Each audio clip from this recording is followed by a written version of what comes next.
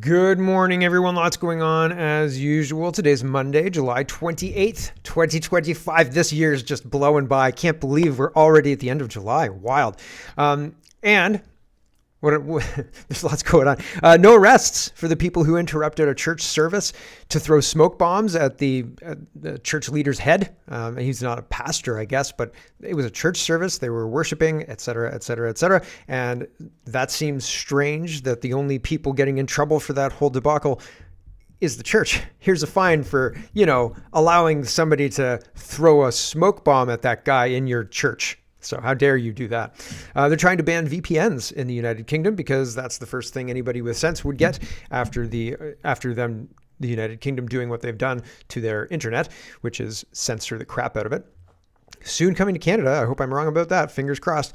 Police presence for a Christian concert. Again, we're going to be talking about all of that stuff. People calling for canceling the Alberta legislative grounds has been offered as a place for them to gather in Alberta, and people are calling for that to be canceled on public safety and all of that kind of concerns. So that's pretty wild considering all of these people are ignoring the pro-Palestinian nonsense that we're forced to endure. Cambodia and Thailand enter a ceasefire due to trade with Trump. EU makes a deal with Trump. Elon Musk is a defense contractor who now has a contract for his AI with the United States government, and I'm sure that other governments will follow. What's going to happen is the AI is going to construct reality and then bring you on board to reality. And if it isn't successful at convincing you that it's right, it'll give you a label. And man, try and get that off, right? Difficult.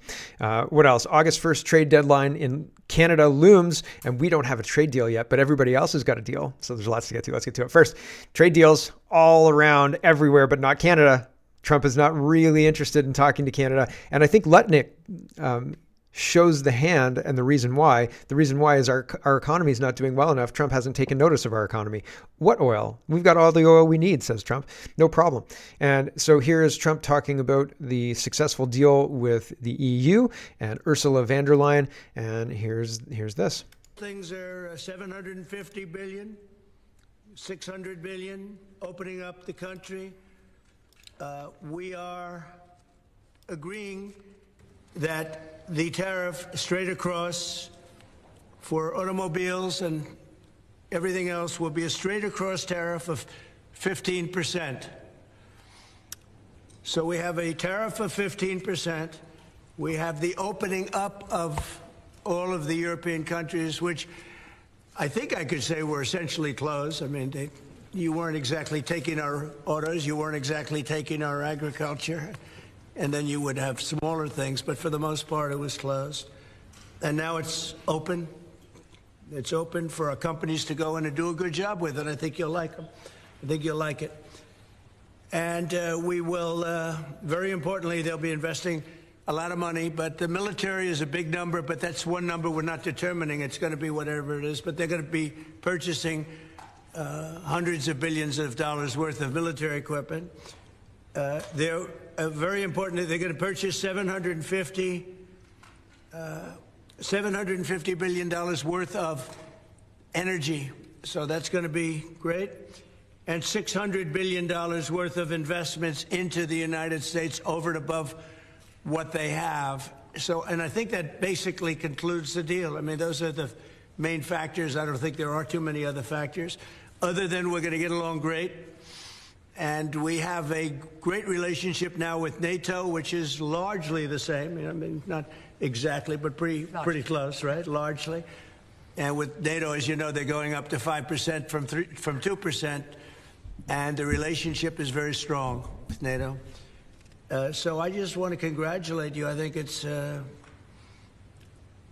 great that we made a deal today instead of playing games and maybe not making a deal at all. I think it's Canada. I'm going to let you say, but I think it's the biggest deal ever made. Thank you very much. Congratulations.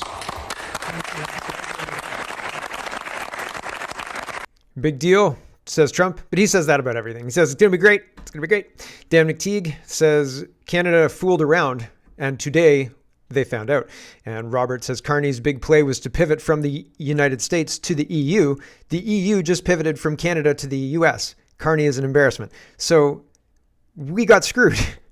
Oh no, right? That was our plan, guys. We were going to isolate Trump. What's with this trade deal? I thought you were going to isolate Trump like I was isolating Trump. Uh-oh. So now Canada's tried this isolate Trump strategy, and EU said, "Oh, you want to make a deal? Let's make a deal. Sounds good. We love American trucks. Send over those Ford F-150s." And Canada's left out in the cold again. Uh-oh.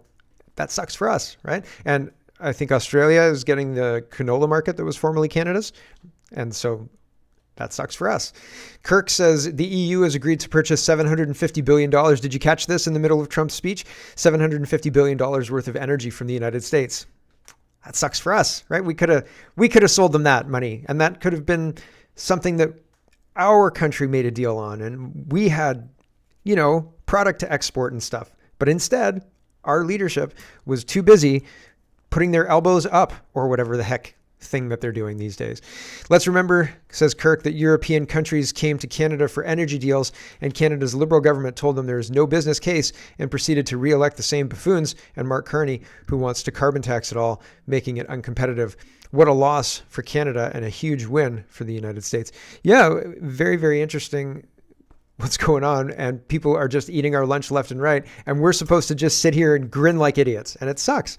John Carney says, by my calculation, the trade deals with the United Kingdom, Japan, and the EU cover more than 51% of global GDP.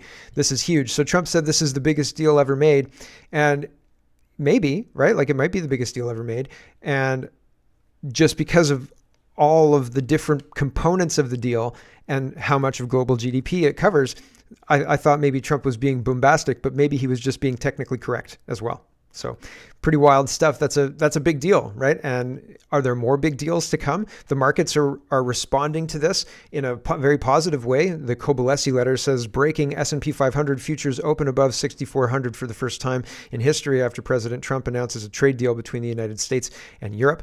And that's very, very interesting, right? The markets love it. The markets love it. They said, give us more, sir. Brian Lilly says, Trump says he has had no luck with Canada. Meanwhile, Canadians in the know are telling Brian Lilly that Carney's team is doing a very poor job in the talks. And there's more details in the Toronto Sun. I'll let you read that for yourself. But I'm not surprised by this. Up till right now, I thought the strategy that Europe was following and Canada was following with Europe, in lockstep, if you will, was an isolation strategy against Trump. And now it seems like Europe said, everybody's making a deal. We better make a deal. And they made a deal. And Canada's like, what? And so I'm sure Ursula and Carney are going to get on the phone later on today. And there'll be words saying something to the effect of, what the heck, man? And Ursula will say, don't worry. Now the new plan is make a deal with Trump. Kirk says, weekend recap, Canada debanked a conservative lawyer, got fat gazans, fined a church $2,500 for having a Christian musician, and America signed a $1.3 trillion trade deal. So, darn. Why do we get cursed with the terrible leadership? Kevin Vung says U.S. tariffs with Japan, 15%, EU, 15%, Canada, 25% on non-USMCA items, 35% after August 1st, 50% on aluminum and steel. And so Canada doesn't want to respond to this. This is a threat. We had an opportunity to deal with the threat.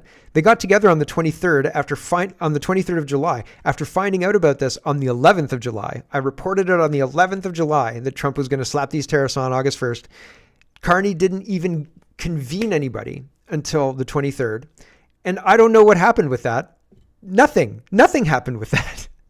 And then fast forward to now, and we're getting higher tariffs on a whole bunch of products, not USMCA products, but still it's impactful and it's still going to drag our economy. Here's Lutnick, and he says Trump's not interested in, small economies like Canada, right? That's between the lines, but I'm just filling it in for you. Here we go. Mr. Secretary, welcome back to Fox News Sunday. Great to be here. Okay, August 1st, that deadline is coming within a matter of days. Will there be any more grace period, any more extensions, and what deals are closest to getting done at this point? Okay, so no extensions, no more grace periods. August 1st, the tariffs are set. They'll go into place. Customs will start collecting the money, and off we go. Obviously, after August 1st, people can still talk to President Trump. I mean, he's always willing to listen. And between now and then, I think the president's going to talk to a lot of people. Whether they can make him happy is another question, but the president's definitely willing to negotiate and talk to the big economies. Mr. Secretary, welcome back. So that's an interesting situation, right? And President Trump is saying he's willing to talk to the big economies. Maybe we register. Maybe that's us too, but I'm not sure, right? I'm not sure. I don't know why the voice and the audio weren't synced up there. Apologies about that. But Lutnick is saying this is impactful, and there are people being left out in the cold. And where are the people being left out in the cold? The Elevate podcast says America's economy is $28 trillion. Canada's economy, $2.2 trillion. So very respectable. The population of the United States is 343 million people. Population of Canada, 41 million people. 43 if you include everybody who's here, ish. So we're not even close to the United States at this point in time. Not close. Canada trades with the United States $1 trillion. Canada trades with the EU $240 billion. The gaslighting needs to stop. Mark Carney says we're building Canada strong. That means being our own best customer, using Canadian workers and Canadian resources to build the major projects that will transform and unite our economy. It's nonsense. It's practically nonsense. Like in the sense of, can they actually deliver this? I think the answer is absolutely not. And I think that they already know that. And they're just trying to sell us a story.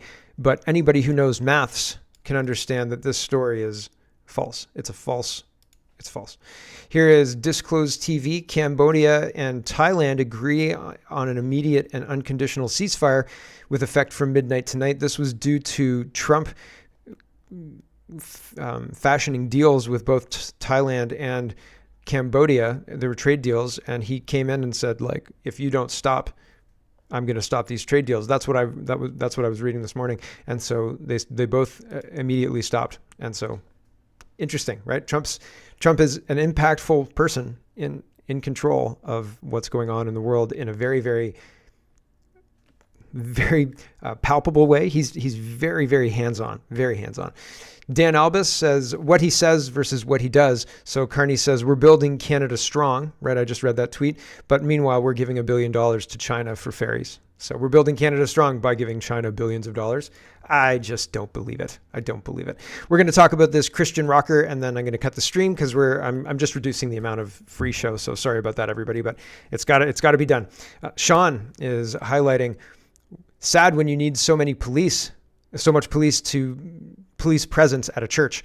And so Efren says, Sean's Christian service is about to take place here in Toronto. Here's how it looks so far. A lineup attendees wait for doors to open despite condemnation by the media and state government. So here's a police car, and there are multiple police cars and cruisers around, and there's a big crowd of people ready to go in. It's interesting.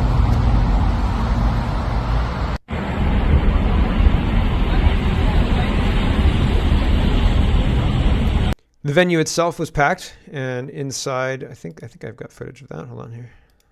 Oh, no, not quite yet, but I do have footage during this series. Tom says, imagine the outrage of a Christian or a Jew or a Hindu or a declared atheist or just anybody threw smoke bombs into a mosque during prayers. Can you imagine? Everybody would lose their mind. People would just pearl clutch like mad. What about the Muslims, right? It would just be crazy. As we saw during the hijab hoax, as we saw during multiple other times. But if a Christian church burns, nobody does any of that. And that's notable, right? Anyway, back to Tom. Only one religion and only one political group in Canada can use violence to advance their cause, while the government of Canada supports this violence with funding or by ignoring the violent events. Yep. And isn't that wild? Isn't that an interesting situation? Because that's not the intent of our legal system. The legal system is meant to keep everybody on an even keel, as equal to each other. The prime minister, a homeless 18-year-old, they're supposed to be legally the same, right? But it's not the case anymore. Dean says, I haven't seen any media reports on the arrest of the Montreal terrorist who smoke bombed a Christian church, or any of the Islamic radicals and anarchists who illegally and violently protested a Christian church event. It's almost like Montreal police are refusing to investigate. Isn't that weird? So the only person who did something wrong was the church who allowed the musician to be there for these protesters to smoke bomb. How dare they, right? That's the church's fault. It's your fault you did this. Here is Sean taking the stage in Toronto to a packed house. And so they were able to get their concert done last night. Here we go.